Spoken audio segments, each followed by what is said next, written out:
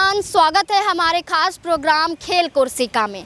आज प्रोग्राम की शुरुआत हम सत्यपाल मलिक और उनके बेटे से करेंगे। उनकी निजी जिंदगी से जुड़े कई रहस्यों को खोल कर रखेंगे। किस तरीके से सत्यपाल मलिक भी एक आम आदमी के रूप में जाने जाते थे और उसके बाद किस तरीके से वो राजनीति में सक्रिय हुए और प्रधानमंत्री नरेंद्र मोदी के साथ जाकर जुड़ गए।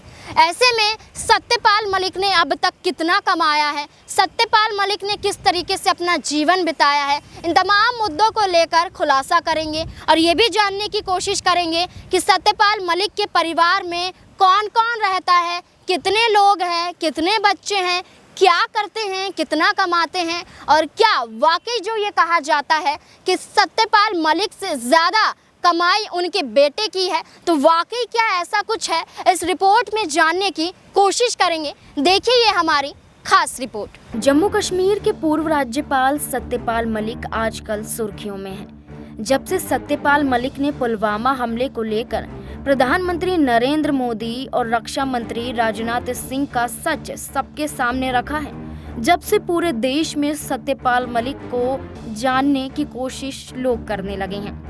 लेकिन पुलवामा हमले से जुड़े हुए सच के तहत सत्यपाल मलिक को लोग जानते हैं, लेकिन अधिकतर लोग अभी भी सत्यपाल मलिक की निजी जिंदगी से जुड़े कई किस्सों को नहीं जान पाए हैं, जो आज इस रिपोर्ट में हम बताने वाले हैं। दरअसल 24 जुलाई 1946 को बागपत के जाट परिवार में जन्मे सत्यपाल मलिक पहले से ही काफी संघर्षपूर्ण जीवन बिताते हुए नजर आए हैं। जब यहाँ पर सत्यपाल मलिक की उम्र महज 1.5 साल थी, तभी उनके पिता बुद्ध सिंह का देहांत हो गया था। सत्यपाल मलिक शुरुआत से ही बगावती तेवर वाले रहे हैं। मेरठ कॉलेज से बीएससी और एलएलबी की पढ़ाई करने वाले मलिक छात्र संघ की राजनीति से सियासत में आए और फिर तरक्की की सीढ़ियां चढ़ने लगे। सत्यपाल मलिक का सियासी सफर साल 1974 में शुरू हुआ। वे चौधरी चरण सिंह की अगुवाई वाले भारतीय क्रांति दल के टिकट पर बागपत विधानसभा सीट से चुनाव लड़ने और विधायक बने। इस चुनाव में उन्हें 42% वोट मिले थे और कम्युनिस्ट पार्टी के आचार्य दीपांकर को हराया था। बाद में जब राष्ट्रीय लोकदल बना तो मलिक इसके जनरल सेक्रेटरी बने। उसके बाद साल 1980 में लोकदल ने ही सत्यपाल मलिक को राज्यसभा भेजा था। 1984 आते आते उन्होंने कांग्रेस का दामन थाम लिया, लेकिन यहाँ ज्यादा दिन टिक नहीं पाए। जब बोफोर्स घोटाले में राजीव गांधी का नाम आया और कांग्रेस सरकार घिरी तो मलिक ने पार्टी छोड़ दी और 1988 में वीपी सिंह की अगुवाई वाले जनता दल में शामिल हो गए। साल 1989 में अलीगढ़ से लोकसभा चुनाव जीतकर संसद पहुंचे। हालांकि इसके बाद उन्हें जीत नसीब कभी नहीं हुई। सत्यपाल मलिक ने 1996 में दोबारा समाजवादी पार्टी के टिकट पर अलीगढ़ से किस्मत आजमाई, लेकिन हार का सामना करना पड़ा। फिर 2004 के लोकसभा चुनाव में बीजेपी के टिकट पर बागपत से भी पराजय मिली। हालांकि हार के बावजूद सत्यपाल मलिक का भारतीय जनता पार्टी में कद बढ़ता गया। 2012 में पार्टी ने उन्हें राष्ट्रीय उपाध्यक्ष बनाया और 2017 में बिहार का राज्यपाल बना दिया। साल भर बाद ही 2018 में मलिक को जम्मू कश्मीर का राज्यपाल बनाया गया। इसके बाद 2019 में गोवा के राज्यपाल बने और 2020 में मेघालय के राज्यपाल नियुक्त हुए।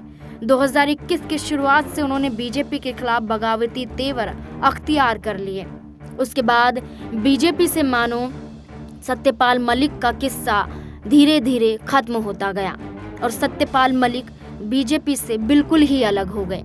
राज्यपाल पद से हटने के बाद, यानी कि जम्मू कश्मीर में रहते हुए उनका कार्यकाल समाप्त होने के बाद, उनका लगाव भारतीय जनता पार्टी की तरफ से हटता गया और एक तरीके से अब वो किसी भी राजनीतिक पार्टी से जुड़ते हुए नजर नहीं आते हैं।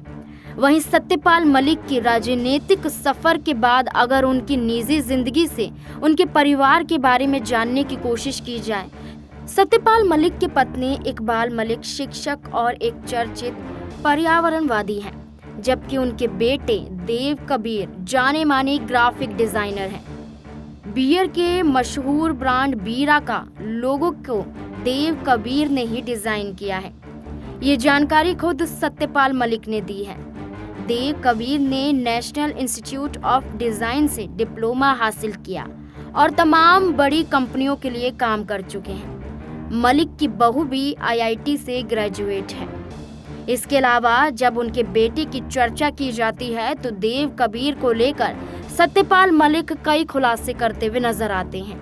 एक रिपोर्ट के माध्यम से सत्यपाल मलिक जब बिहार के राज्यपाल थे तब उन्होंने अपने बेटे को लेकर काफी कुछ बताया था। तब कौशल विकास से जुड़े एक कार्यक्रम में वो पहुंचे थे।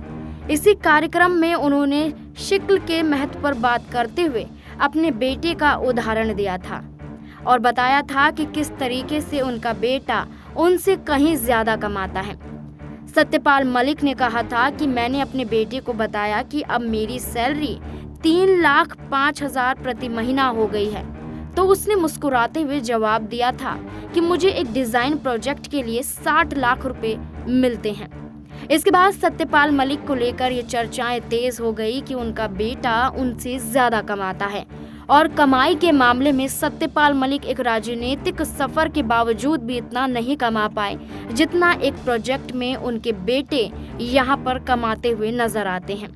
ऐसे में उसके बाद यहाँ पर सत्यपाल मलिक और उनके बेटे की कमाई को लेकर काफी तुलना होने लगी, लेकिन कभी भी सत्यपाल मलिक ने इसको लेकर एक गलत संदर्भ में नहीं दिखाया।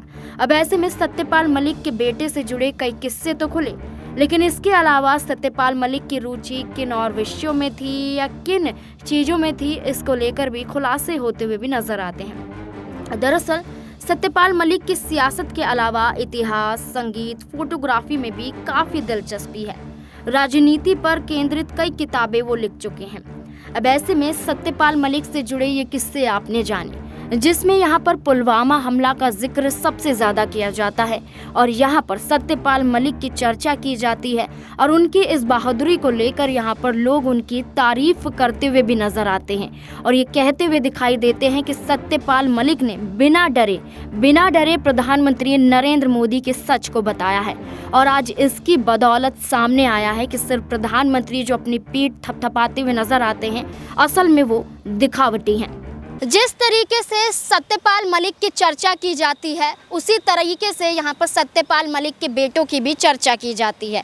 अब ऐसे में कमाई का जिक्र किया जाए तो बेशक बात सामने आती है कि सत्यपाल मलिक अब किसी पद पर नहीं है, लेकिन उनके बेटे अभी भी कहीं ना कहीं काम तो कर रहे हैं, तो ऐसे में उनकी कमाई लाजमी है कि ज़्यादा होगी। लेकिन जिस तरीके से सत्यपाल मलिक का संघर्षपूर्ण यहाँ पर एक तरीके से राह दिखाई देती है, वो साबित करती है कि सत्यपाल मलिक की बदौलत ही उनके परिवार ने नाम कमाया है, उनके परिवार को पहचान मिली है, उनके बेटों ने नाम कमाया है। सत्यपाल मलिक की बात की जाए तो वो यहाँ पर कई खुलासे करते हुए नजर आते हैं। पुलवामा हमले का जिक्र यहाँ पर सबसे पहले सत्यपाल मलिक ने किया। अभी तक पूरे देश को ये यकीन था कि प्रधानमंत्री की बदौलत पुलवामा हमले के बाद पाकिस्तान से बदला लेने पर प्रधानमंत्री ने एक बहुत बढ़िया काम किया है, लेकिन जब सत्यपाल मलिक ने ये खुलासा किया कि पुलवामा हमले में जो हमारे 40 जवान शहीद हुए हैं उसमें प्रधानमंत्री की लापरवाही का हाथ है, तो यहाँ पर पूरा देश अब इसकी जांच को लेकर ये जानना चाहता है कि वाकई क्या ऐसा है। अब सत्यपाल मलिक के खुलासे के बाद कई चीज़ें सामने आती हैं कि अब उनके पास ना तो सरकारी बंगला है, ना वो किसी राजनीति में है, ना ही किसी राज्यपाल के पद पर हैं। तो ऐसे में सत्यपाल मलिक ने जो अपना जीवन जिया और जिस तरीके से अभी भी जीते हुए नज़र आ रहे हैं, ये इनकी जीवनी में और ये इनके संघर्ष में दिखाई देता है कि वाकई सत्यपाल मलिक यहाँ पर एक निडर व्यक्तित्व के रूप में दिखाई देते हैं। आज इस खास रिपोर्ट में बस इतना ही। ऐसे ही और मुद्दों के साथ आपके साथ जुड़ेंगे। मुझे दीजिए इजाज़त। धन्यवाद।